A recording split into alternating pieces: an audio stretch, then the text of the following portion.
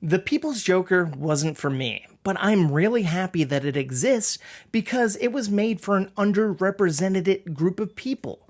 It's about a young person coming to terms with their sexuality, and it plays perfectly as a parody of the DC universe.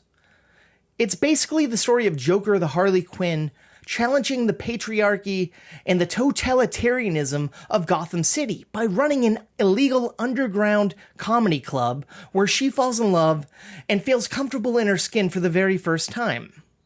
This is a really scrappy little movie that made a giant splash a couple of years ago. Right before its world premiere at TIFF, Warner Brothers and DC sent a cease and desist letter and took the filmmaker to court. Unfortunately for them, they lost. Luckily for the filmmaker and the audience, this movie has been playing in front of packed audiences around the globe for the past couple of months. The best part about this movie, however, is the fact that it shines a giant batlight on the LGBTQ plus community in a big bad way. I think more movies should do this because everyone should feel welcomed, invited, and seen on the big screen. Like I said before, this movie wasn't my cup of tea.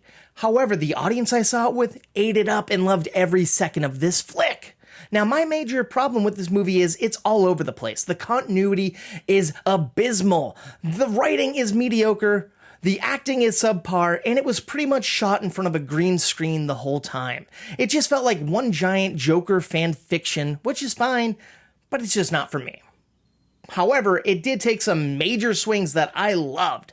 The comedy knew no boundaries, the characters were fully fleshed out, it had some really interesting animated sequences.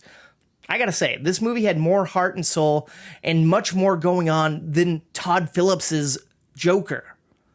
It's not for me, but it could be for you, so check it out if this sounds like your cup of tea.